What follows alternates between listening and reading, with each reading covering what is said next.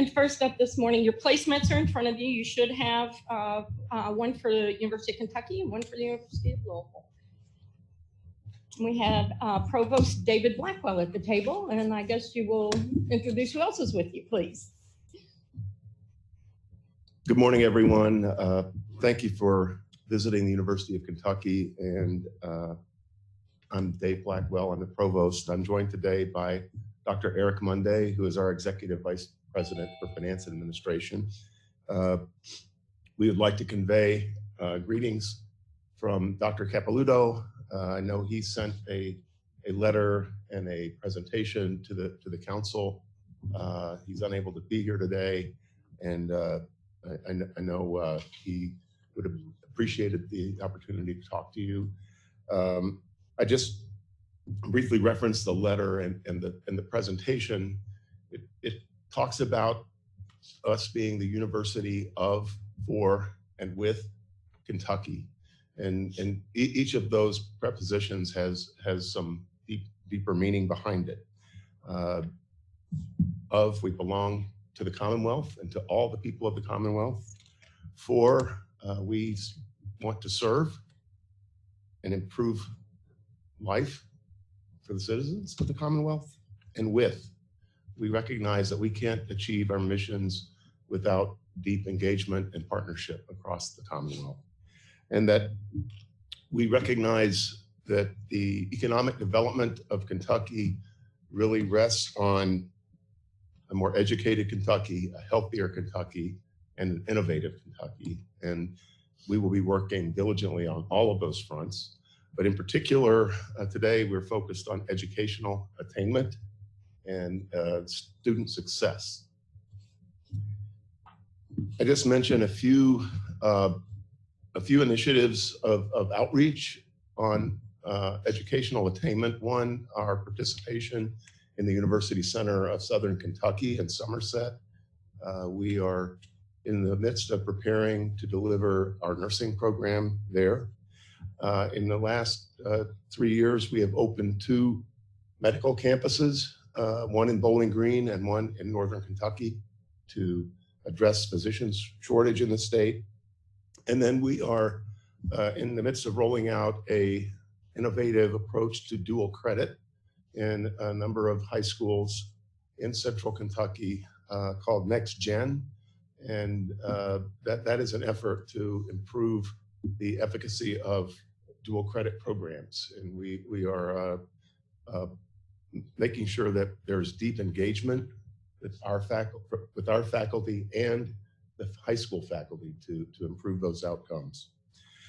We will always keep a strategic focus on student success. That's always top of mind. And I'll start out by discussing progression and degree production following the format on your highlight sheet. First, with respect to 6-year graduation rates, we've steadily increased. We've had record rates over the last several years. We're currently at 66.1%. At the same time, we're narrowing the gaps between underrepresented minorities and others, and low-income students and others. The gap for underrepresented minorities narrowed from 11.6% percentage points to 10.1 percentage points, and for low-income students from 12.8 percentage points to 11.6 percentage points. We've produced over 5,100 bachelor's degrees and 2,200 graduate and professional degrees last year.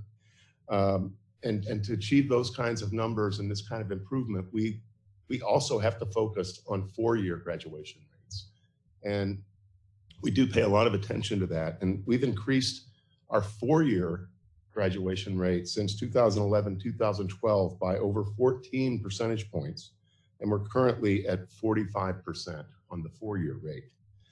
I'll discuss a little bit of enrollment dynamics here before I turn it over to Dr. Monday. In a sense, when we improve on retention and graduation, we sort of flatten out enrollment in the sense that unless we're growing our first-time freshman cohort faster than we're increasing the graduation rate, you might see that our enrollments are flat or in some cases declining. we view this as a good problem to have. We are happy to see our students getting out sooner, getting into their jobs, leaving with less debt, and we are aware of that dynamic and taking steps to improve graduation rates, but also improve our enrollments. So I'll turn it over to Dr. Monday to discuss enrollment in first year and second year retention. Thanks, Dave. When we look at undergraduate enrollment specifically, it has decreased by a few hundred over the reporting period, 485 or 2.1% between fall 2015 and fall 2019. At the same time, our undergraduate and first-time transfer students have actually increased in that time frame. So it's directly related to what the provost just discussed. So what we are seeing is, even with the increases in retention, up 3.3% just in the last few years, first to second year retention, we're seeing more students stay within that system, but our students are graduating at such a more rapid pace as they move through the cycle. Specifically to Dave's point, a massive increase in the 4-year graduation rate, as well as achieving that 66% 6-year graduation rate. So all very, very good problems to have. So one of the things we're looking at, and we continue to work on, is the overall first-time freshman enrollment. And so our freshman strategy, if we look at the next few years, is to move that freshman class to about 6,000 freshmen. This past year, we brought in about 5,400. This year in front of us, we're looking into 5,700. And then the year after that, looking at about 6,000. So we will start to see a little bit more of a growth in the overall undergraduate. There's still some room to maneuver in the retention rate. Our graduation rate still has some room, though, for growth as well. So all of those dynamics to suggest that we do see undergraduate enrollment continue to increase, albeit at a small pace, even with a large increase in the freshman class. Specifically, in a few other categories, we see a decrease in adult undergraduate students. We have made our online education, though, a strategic priority. We've added a number of new programs, and we would anticipate that that is going to start to adjust back towards a growth rate. We look specifically at our undergraduate URM enrollment. That has increased about 5% between fall of 15 and fall of 19. Specifically, we've seen Hispanic and 2 or more races increased, as well as Black or African American enrollment experiencing a slight decrease in those freshman classes. So specifically, if we look at the discussion around first year to second year retention, we're really, really pleased with the improvement within this ratio in this category. So when you get to the 80s, as you all well know, as experts in higher education, it's hard to continue to move that first to second year. And our goal, our long-term goal, is 90% for the first to second year retention rate. We moved that from about 81.7 to 85. So if you ask how have we done that, it's a real keen focus area, specifically led and directed within the provost umbrella, but more specifically by our Student and Academic Life Division. And so we have, and I think we've shared with you previously, but we've seen tremendous, just tremendous opportunity around our LEADS program, where we've looked at unmet financial need of our students.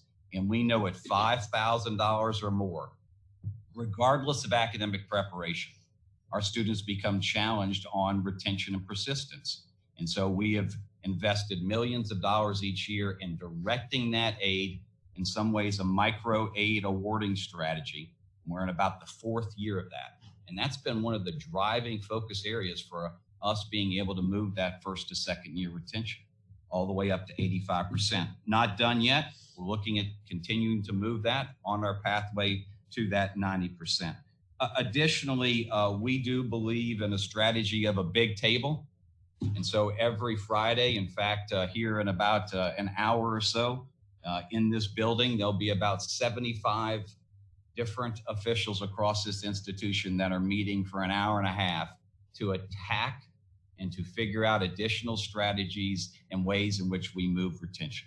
And so that has grown from a group that the provost and I led years ago of about 6 or 8 to now, 70 or more that are looking at that every single week and understanding the data. We start with the data report. We start with what's working, We're starting with what new initiatives we see out there that we need to do, and then move to implement those as we move through the semester, and really in almost a fast action standpoint of response rate. So additionally, I would note that our residential life program has been an effective, we have no live-on requirement at the University of Kentucky. So we do not require any student to live with us. But this past year, we voluntarily captured 88% of our freshman class. So universities that have a live-on requirement usually build all their pro formas on 85 because you have 15% exceptions. So there is a culture, there is a strategy of living on this campus to enjoy that experience, and that allows us to really move and have great interactions with our students when we think about that residential life connection. So a lot of strategies around having our students feel that not only do they belong, the term that a number of us like even more than that our students are accepted, and they're accepted for who they are today and who they're becoming. So those are really those key drivers behind the retention gains. And we've also seen those, of course, in our URM category. Those are up 3.3 points. Our low income category is also up 4 points. And these data points are since fiscal year 12. So I'll turn it back over to Dave to walk through a few of the other components of the place card. Thank you, Eric. I'll next address the average credit hours at graduation. That is basically remains stable at about 140 credit hours, plus or minus a few over the last several years. We had a slight decline recently. This is really about a very simple math problem. If you look at our enrollment, more students than ever are arriving with some kind of credit, including dual credit or dual enrollment credit. In fall of 19, 65% of our students arrived with some kind of credit already, and they averaged 21 credit hours. That's up from 51% in fall of 2010. So I think the issue here, and this is, as I understand it, an issue that affects the entire Commonwealth, is how efficient are we using those credit hours that students are bringing, and I think that requires a deeper look, again, statewide, at dual enrollment programs and how to make sure that students are getting a good return on their investment in that time and money that they spend on dual enrollment programs. And this is a topic that the chief academic officers are currently wrestling with, and in conjunction with the CPE staff. With respect to success of underprepared students in gateway courses, you see a lot of variation there from year to year.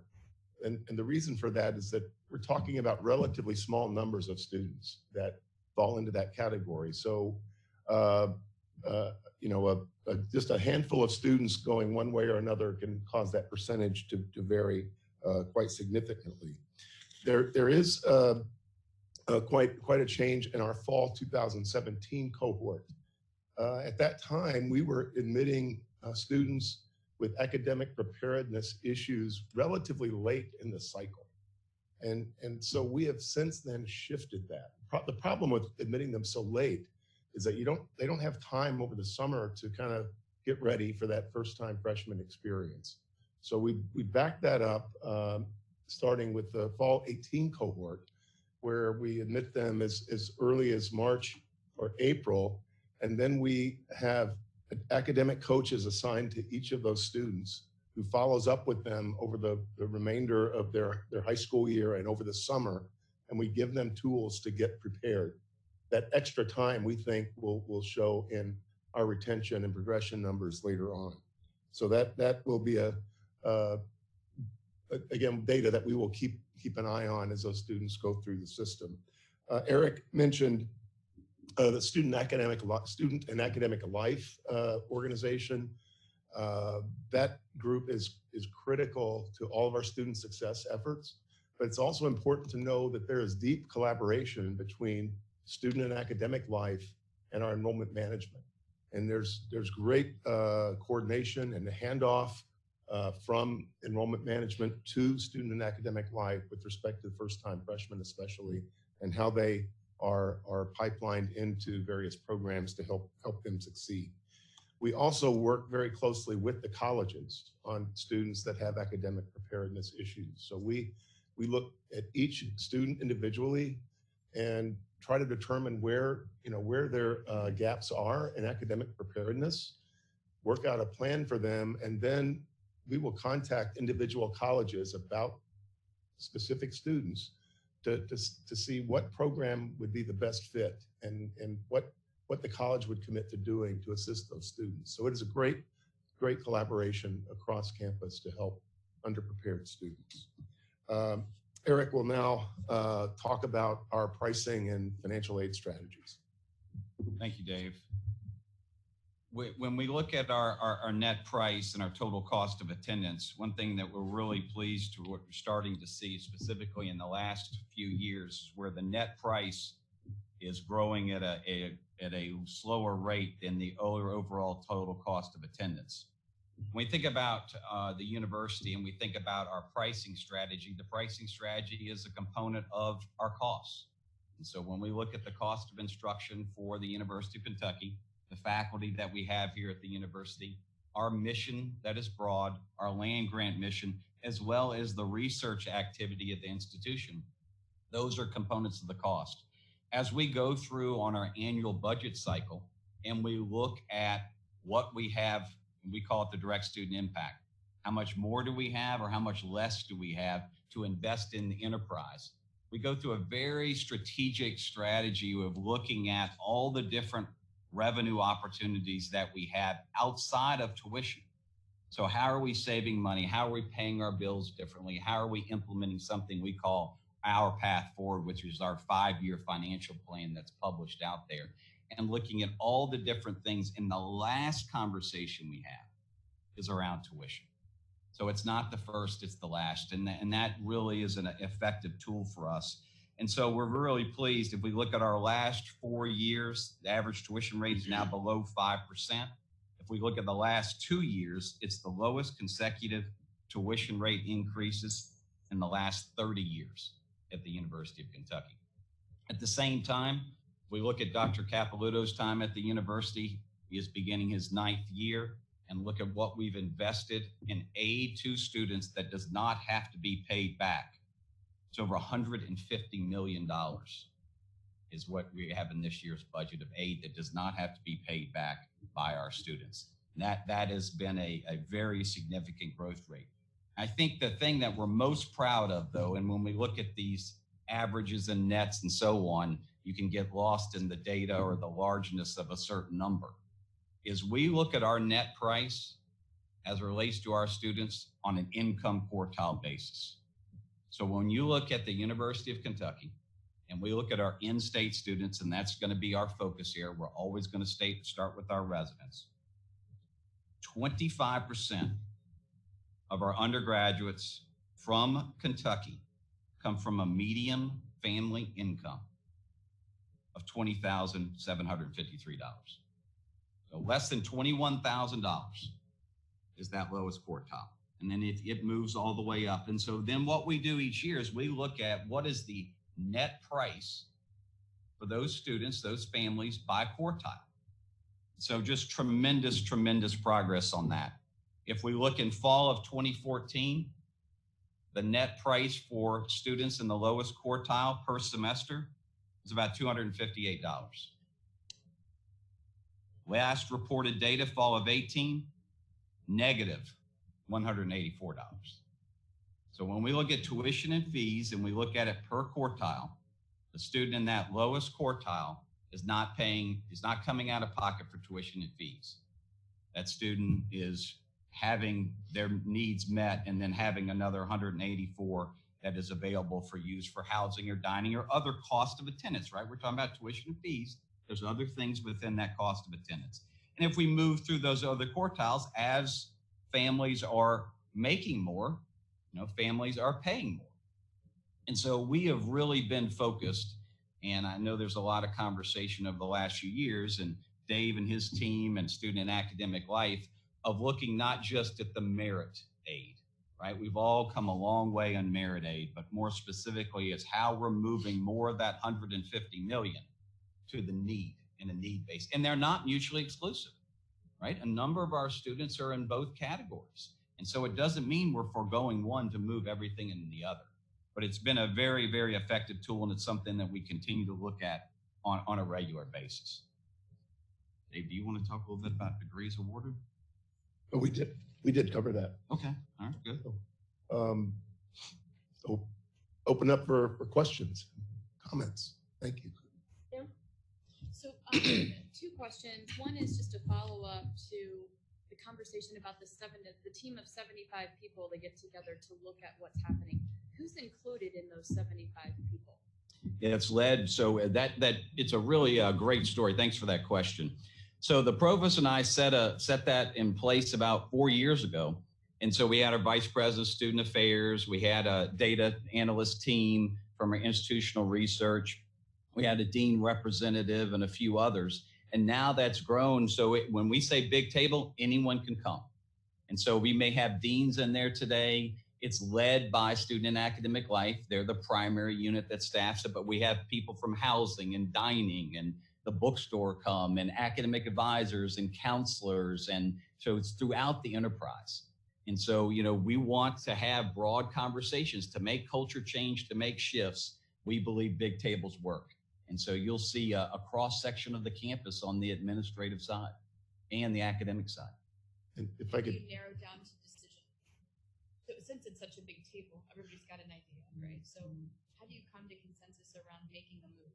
Yeah, well, the best usually rise to the top, so that the good conversations lead to best outcomes.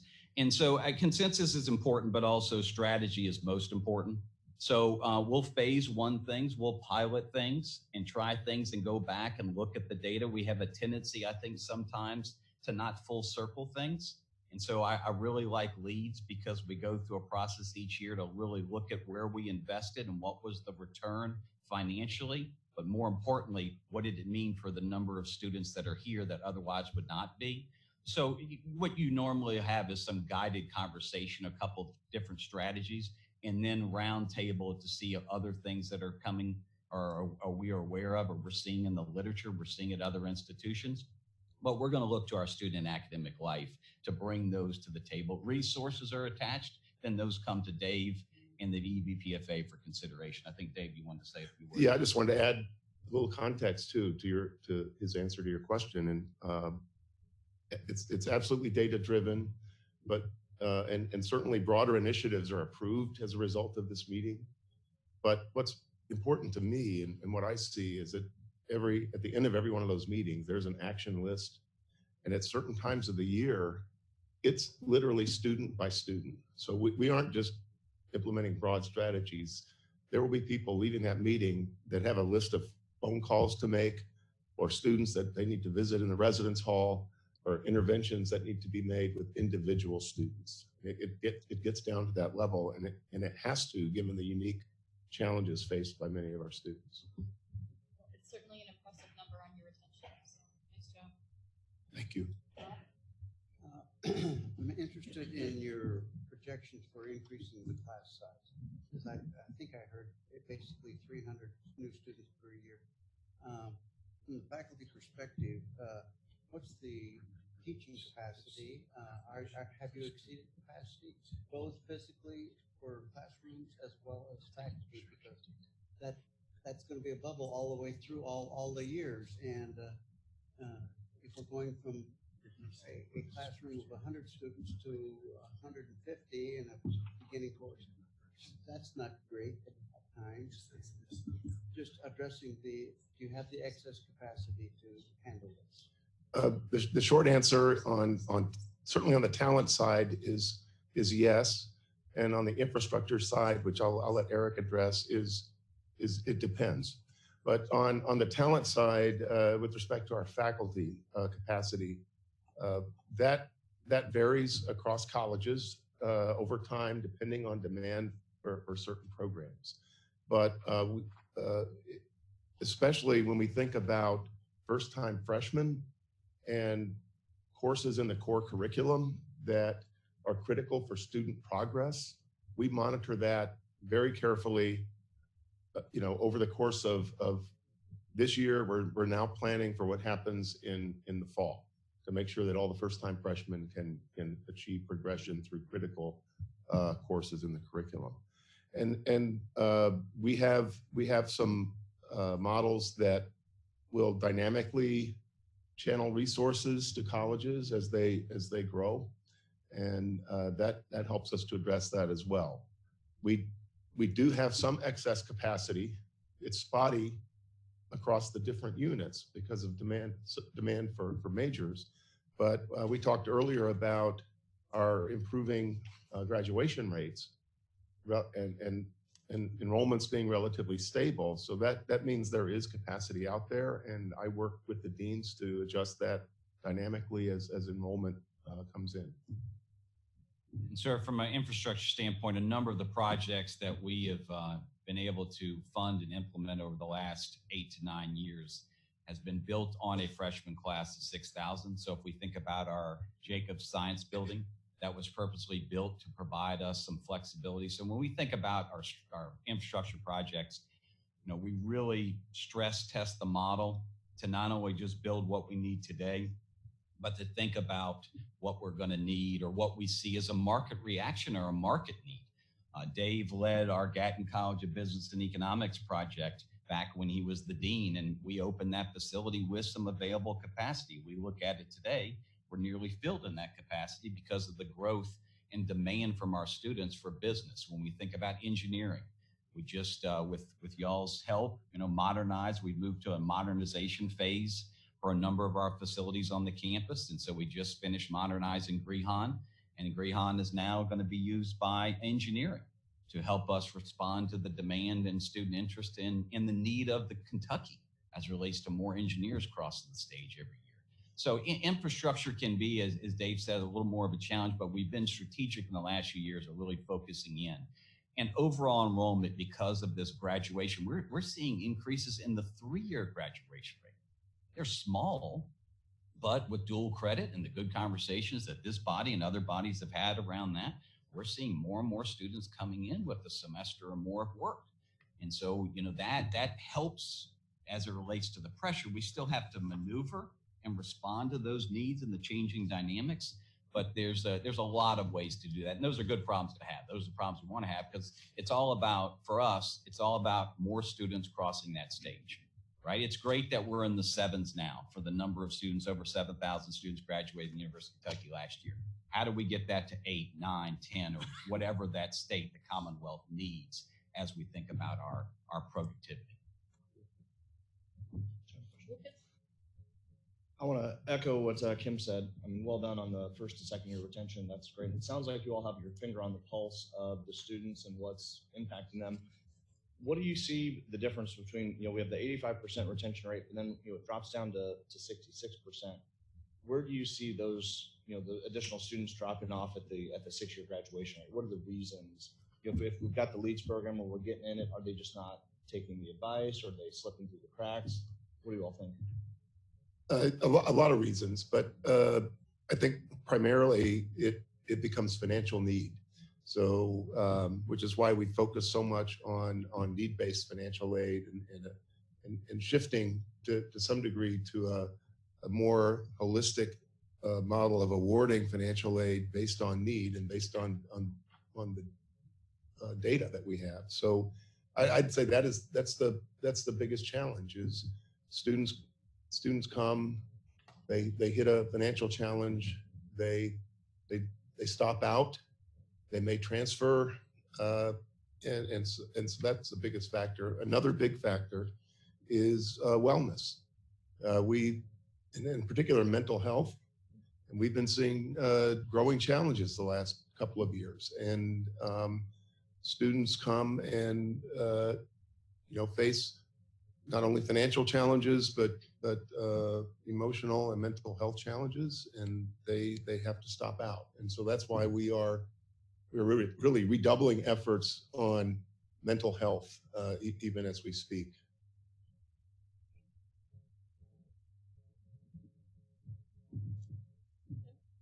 So I would true to myself if I didn't ask this question, but your statistics look really good overall. But tell me a little bit about underrepresented minority, because as I look at kind of enrollment overall, there hasn't really been a significant shift in that number. That's something you're focusing on. I mean, it would seem, given your location, and your size, and your scale, that that would be an area you'd see a little more improvement. We are very focused on it and very intentional about recruiting underrepresented minorities. We saw a dip a couple of years ago that was related in some degree to how we were awarding financial aid that was intended for underrepresented minorities. We've since changed that modality, and we've added recruiters specifically for Latinx students, for African American students. We've placed those recruiters in key markets where we can attract a lot of those underrepresented minority students. So, think Texas, Chicago. The challenge we have as a Commonwealth, is the demographic cliff. And so as we approach 2028, 2029, there'll be a 14 to 15% drop nationwide in the number of high school age students going into college, so college age students. And Kentucky is challenged more than the average state by those demographic shifts. And we start as a Commonwealth with a smaller number and smaller proportion of underrepresented minorities to begin with. So in order for us to achieve the diversity that we want on the campus, we have to reach out to the non-resident markets for that. As we look toward that what we're calling the demographic cliff, if you will, that accounts for migration as well, immigration from other countries. And as you look toward the future in Kentucky, the state will become will have more Latinx population relative to white and African American. And so we also are preparing for that shift. And if you saw deeper into the data, you'd see that we've had significant increases in Latinx students coming in the last couple of years. Thank you. All right, our time is up, and I thank you all for being here and for reporting to us. Thank you. Thank you very much. Appreciate your questions.